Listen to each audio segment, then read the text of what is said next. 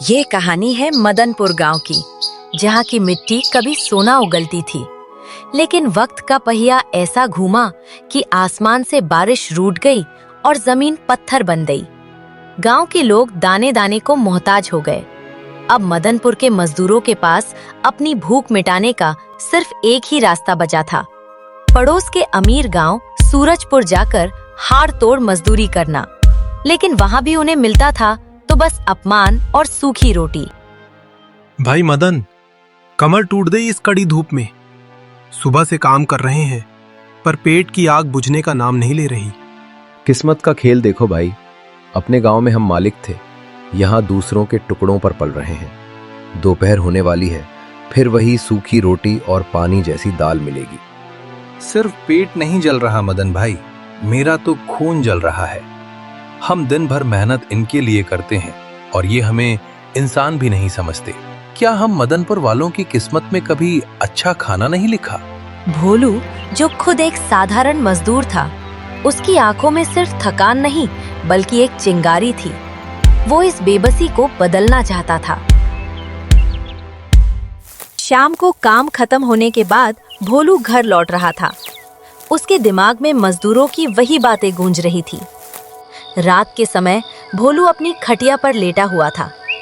उसके दिमाग में एक विचार बिजली की तरह कौंधा। उसे याद आया कि कैसे उसकी माँ मिट्टी के बर्तनों में खाना बनाती थी, जिसकी खुशबू पूरे मोहल्ले को महका देती थी। नहीं, मैं जिंदगी भर ऐसे ही पत्थर नहीं तोड़ सकता। मुझे अपने मदनपुर के लोगों के लिए, उन मजदूरों के लिए कुछ करना होगा। कुछ ऐसा जिससे उन्हें कम पैसों में सुकून का खाना मिल सके और मेरा भी जीवन बदल जाए। अगली सुबह भोलू ने अपनी माँ से बात की। सपना बड़ा था पर जेब खाली। अंत में भोलू ने एक बड़ा फैसला लिया। क्या घर गिरवी रखेगा? बेटा, अगर ये काम नहीं चला तो हम सड़क पर आ जाएंगे। माँ, गांव के लोग सूखी रोटी खाकर बीमार हो रहे हैं। मुझे खुद पर भरोसा है। मैं बासमती चावल, ताजी सब्जियां और असली मसालों का इंतजाम करूंगा। हमारी बिरयानी की खुशबू सूरजपुर के बड़े होटलों की नींद उड़ा देगी। भोलू गांव के साहूकार के पास गया और अपना पुश्तैनी घर गिरवी रखने का कड़ा फैसला लिया। सोच ले भोलू, बिरयानी बेचने के चक्कर में बाप दादा का घर भी हाथ से चला जाएगा। अगर पैसे नहीं लौटा पाया तो ये घर मेरा हो जाएगा। मुझे खुद पर और अपनी मेहनत पर पूरा भरोसा है साहूकार जी। आप पैसे दीजिए, मैं ये घर वापस छुड़ा कर ही मानूंगा। साहूकार ने भोलू को पैसे दे दिए। पैसों का इंतजाम होते ही भोलू ने बाजार से थोक में बासमती चावल, खुशबूदार खड़े मसाले, ताजी सब्जियां और कुम्हार से ढेर सारे मिट्टी के मटके खरीदे। घर में बोरियां भर भर के बासमती चावल और मसाले आ गए। सब कुछ तैयार था। अगली सुबह काम शुरू करने का दिन था। भोलू ने आंगन में भट्टी तैयार कर ली थी, लेकिन अचानक चावल साफ करते करते माँ को तेज चक्कर आया और वो जमीन पर गिर पड़ी। तभी भोलू रसोई में आता है और माँ की ये हालत देखकर घबरा जाता है। माँ, क्या हुआ आपको? आंखें खोलिए माँ। भोलू ने आनन फानन में गांव के वैद्य जी को बुलाया। वैद्य जी ने माँ की नब्ज जांची और एक ऐसी बात कही जिसने भोलू के पैरों तले जमीन खिसका दी। भोलू, तुम्हारी माँ को गहरी कमजोरी और बुखार है। इन्हें कम से कम 15 दिन तक पूरा आराम चाहिए। अगर ये चूल्हे के धुएं के पास भी गई तो इनकी जान को खतरा हो सकता है। वैद्य जी के जाने के बाद भोलू आंगन में रखे मटकों और चावलों के पास उदास बैठ गया। उसका सपना शुरू होने से पहले ही टूटता हुआ नजर आ रहा था। अब क्या होगा? घर गिरवी रखा है, कल से काम शुरू करना था। मुझे तो बिरयानी के मसाले तक का अंदाजा नहीं है। क्या सच में मैं हार गया? क्या मेरा सपना बस एक सपना ही रह जाएगा? भोलू हताश होकर गांव की पगडंडी पर यूं ही भटक रहा था। उसे कोई रास्ता समझ नहीं आ रहा था। तभी हवा के झोंके के साथ एक बेहद मनमोहक और जादुई खुशबू उसकी नाक तक पहुंची। ये खुशबू मसालों और भुने हुए प्याज की थी। ये महक, ये खुशबू कैसी है? ऐसा लग रहा है जैसे कोई बहुत स्वादिष्ट खाना पक रहा हो। ये खुशबू कहाँ से आ रही है? खुशबू का पीछा करते हुए भोलू गांव के किनारे एक टूटी फूटी झोपड़ी के पास पहुंचा। वहां एक गरीब बूढ़ी अम्मा मिट्टी के चूल्हे पर खाना बना रही थी। उनके कपड़े फटे हुए थे, लेकिन उनके हाथों में जैसे जादू था। प्रणाम अम्मा। अम्मा, मैं भोलू हूँ। अम्मा, आप क्या बना रही हैं? इसकी खुशबू ने मुझे यहाँ तक खींच लिया है। जीते रहो बेटा। कुछ खास नहीं, बस अपनी बेटी के लिए थोड़ी सी सब्जियों वाली तहरी बना रही हूँ। गरीब का खाना है, तुम चक्कर देखोगे? अम्मा ने एक मिट्टी के बर्तन में भोलू को तहरी परोसी। जैसे ही भोलू ने पहला निवाला खाया, उसकी आंखें खुशी से चमक उठीं। उसे अपनी मंजिल मिल गई थी। अम्मा, ये खाना नहीं, अमृत है। अम्मा, मैं सूरजपुर के मजदूरों के लिए मटके वाली बिरयानी बनाना चाहता था, पर मेरी माँ बीमार हो गई। अगर आप मेरा साथ दें तो हम दोनों मिलकर उन मजदूरों को अच्छा खाना खिला सकते हैं। बेटा, मैं तो ठहरी एक बूढ़ी औरत, मैं इतने बड़े पैमाने पर काम कैसे कर पाऊंगी? आप सिर्फ मसाले और स्वाद देखिए अम्मा, बाकी सारी मेहनत मैं करूंगा। उस कमाई से आपकी और आपकी बेटी की जिंदगी भी सुधर जाएगी। अम्मा मजदूरों की भूख के बारे में सोचकर हामी भर देती हैं।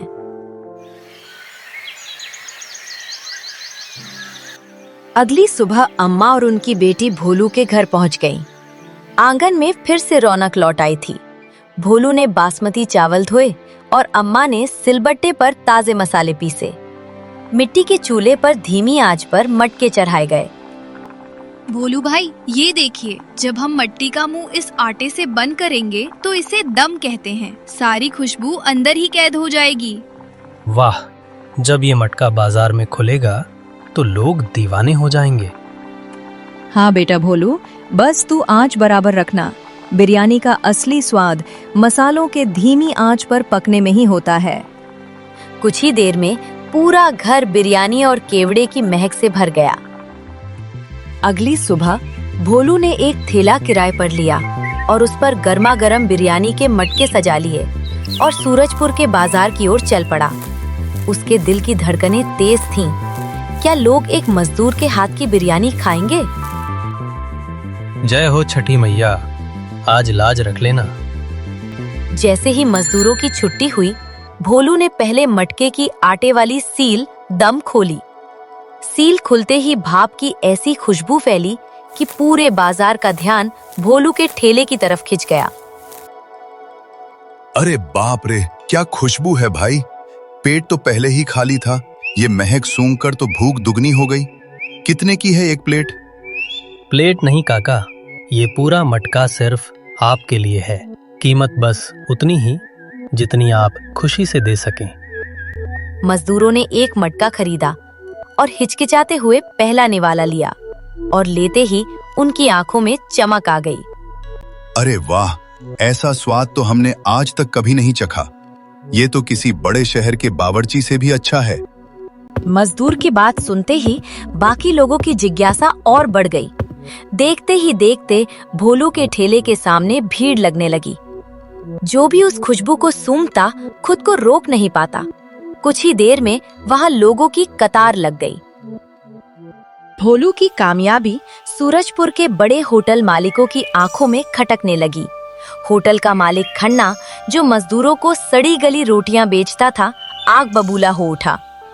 ये कल का छोरा, ये मदनपुर का मजदूर मेरी दुकानदारी ठप करेगा। देखो इसे, कैसे सरेआम धूल में बिरयानी बेच रहा है। खन्ना अपने कुछ गुंडों के साथ भोलू के पास पहुंचा और उसका ठेला पलटने की कोशिश की। ओए छोरे, यहाँ दुकान लगाने का लाइसेंस है तेरे पास? हटा ये कचरा यहाँ से, वरना जेल भिजवा दूंगा। लाला जी, मेहनत की कमाई खा रहा हूँ, किसी की चोरी नहीं की। ये मजदूर भाई मेरा खाना पसंद कर रहे हैं क्योंकि इसमें ईमानदारी की महक है, आपके जैसा लालच नहीं।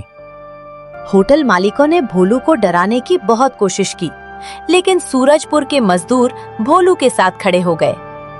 खबरदार लाला, अगर भोलू को हाथ भी लगाया, बरसों से तुमने हमें लूटा है, अब हमें सही खाना मिल रहा है तो तुम्हें तकलीफ हो रही है। भोलू यहीं रहेगा। गुंडे पीछे हट गए। भोलू की जीत हुई। मटके की मिट्टी वाली खुशबू और सस्ता दाम सीधे लोगों के दिलों में उतर गया। दूर दूर के गांवों से लोग भोलू की मटका बिरयानी चखने आने लगे। रात हो चुकी थी। भोलू अपना ठेला लेकर घर लौट रहा था। घर में उसकी बूढ़ी अम्मा और बेटी भोलू का इंतजार कर रही थी। अम्मा, देखिए, आज फिर सारे मटके खाली हो गए। आपकी मेहनत रंग ला रही है। महीने बीतते गए और भोलू की किस्मत पूरी तरह बदल गई। जिस ठेले को धक्का मारना मुश्किल था, आज वहां लोगों की लंबी कतारें लगती थी। भोलू ने खूब पैसा कमाया, लेकिन वो अपनी जड़ों को नहीं भूला। माँ, अब आपको काम करने की जरूरत नहीं। देखिए, आपकी दुआओं से आज हमारे पास सब कुछ है। बेटा, तूने मेरा सिर गर्व से ऊंचा कर दिया, लेकिन याद रखना, ये पैसा उन मजदूरों की दुआओं का है। उन्हें कभी मत भूलना। अम्मा, आज से आप सिर्फ मेरी मददगार नहीं, मेरा परिवार हो। ये घर अब आपका भी है। जैसे जैसे भोलू का नाम बढ़ रहा था, सूरजपुर के पुराने और बड़े होटल मालिकों की रातों की नींद हराम हो रही थी। खन्ना सेठ, जिसका होटल अब खाली रहने लगा था, साजिशें रचने लगा। उस मामूली मजदूर की इतनी हिम्मत। मेरी पुश्तैनी दुकान के सामने उसने मेला लगा रखा है। खन्ना ने भोलू के काम में बाधा डालने के लिए बाजार के सफाई इंस्पेक्टर को रिश्वत देकर अपने पक्ष में कर लिया। एक दोपहर जब भोलू का स्टॉल ग्राहकों से भरा हुआ था, तभी पुलिस की गाड़ी वहां आकर रुकी। इंस्पेक्टर साहब बड़े रौब के साथ नीचे उतरे। ए लड़के, बंद कर ये दुकान। हमें खबर मिली है कि तू यहाँ गंदगी फैला रहा है और बिना लाइसेंस के सड़क किनारे धंधा कर रहा है। साहब, हम साफ सफाई का पूरा ध्यान रखते हैं और ये मटके तो पर्यावरण के लिए भी अच्छे हैं। लाइसेंस के लिए मैंने अर्जी दी है। अर्जी वर्जी कुछ नहीं, अभी के अभी ये मटके फोड़ दो, वरना सरकारी काम में बाधा डालने के जुर्म में जेल जाओगे। भीड़ में सन्नाटा छा गया। खन्ना से दूर खड़ा ये तमाशा देख रहा था और मन ही मन मुस्कुरा रहा था। भोलू बेबस खड़ा था, लेकिन तभी सूरजपुर के मजदूरों की टोली वहां आ पहुंची। मदन, जो भोलू के साथ मजदूरी करता था, सबसे आगे बढ़ा। साहब, आप ये मटके नहीं फोड़ सकते। भोलू हमें वो खाना दे रहा है जो यहाँ के बड़े बड़े होटलों ने आज तक नहीं दिया। अगर यहाँ गंदगी है तो हम सब मिलकर अभी सफाई करेंगे, पर भोलू यहाँ से नहीं हटेगा। हाँ, भोलू जिंदाबाद, हम उसे नहीं हटने देंगे। हजारों मजदूरों की भीड़ और उनका गुस्सा देखकर इंस्पेक्टर डर गया। उसे समझ आ गया कि यहाँ जोर जबरदस्ती भारी पड़ सकती है। वो चुपचाप अपनी जीप में बैठकर वहां से निकल गया। इस घटना के बाद भोलू थोड़ा सहम गया था, लेकिन अम्मा ने उसे टूटने नहीं दिया। उन्होंने भोलू को एक नई ताकत देने का फैसला किया। बेटा, दुनिया तुझे गिराने की कोशिश करेगी, पर तुझे और ऊपर उठना है।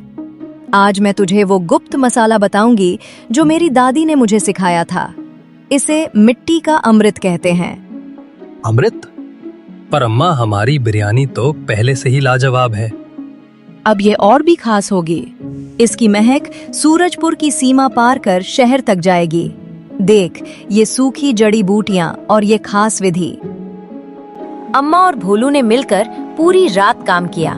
बिरयानी का नया अवतार तैयार हो रहा था, जो केवल स्वाद नहीं बल्कि सेहत के लिए भी वरदान था। अगली सुबह अम्मा के नए नुस्खे ने वो कमाल किया कि अब सूरजपुर के बाजार में पैर रखने की जगह नहीं बची।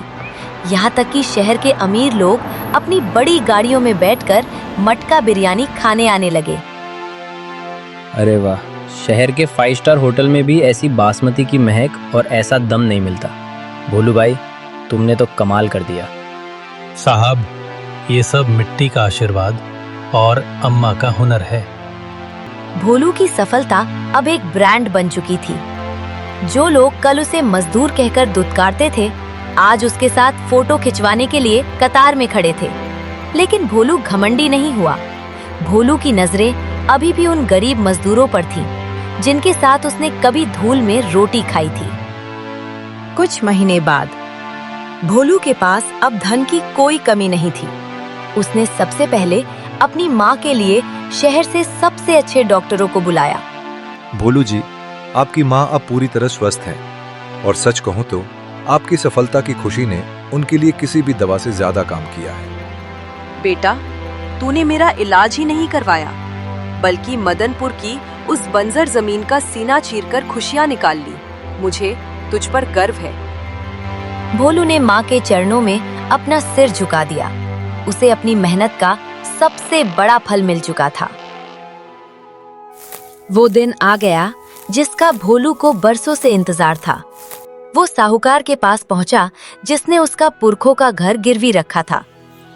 साहूकार जी, ये रहे आपके पैसे, ब्याज समेत। मेरे घर के कागजात मुझे वापस दीजिए। भोलू, मुझे माफ कर देना। मैंने कभी नहीं सोचा था कि एक मजदूर इतना बड़ा आदमी बन जाएगा। इंसान बड़ा पैसों से नहीं, अपनी नीयत से होता है साहूकार जी। भोलू ने अपने पुराने घर की चौखट पर माथा टेका। आज उसका घर फिर से खुशियों से चहक रहा था। भोलू अब केवल अपनी तरक्की तक नहीं रुका। उसने मदनपुर की उस बंजर जमीन पर एक बड़ी रसोई बनवाई। भाइयों, अब किसी को सूरजपुर में मजदूरी करने की जरूरत नहीं। हम यहीं बिरयानी बनाएंगे और पूरे देश में भेजेंगे। मदनपुर अब मजदूरों का नहीं, मालिकों का गांव कहलाएगा। मदनपुर की जो मिट्टी कभी पत्थर थी, आज वहां खुशहाली के फूल खिल रहे थे। शाम हो चुकी थी। पूरा परिवार एक साथ बैठा बातें कर रहा था। आज सबके चेहरों पर सुकून और खुशी साफ दिखाई दे रही थी। भोलू बेटा देख, आज तेरी बिरयानी की महक शहर के ऊंचे आसमानों तक पहुंच गई है। हाँ अम्मा, और ये तो बस शुरुआत है। जब तक दुनिया में भूख रहेगी, मदनपुर की मिट्टी का ये स्वाद सबको तृप्त करता रहेगा।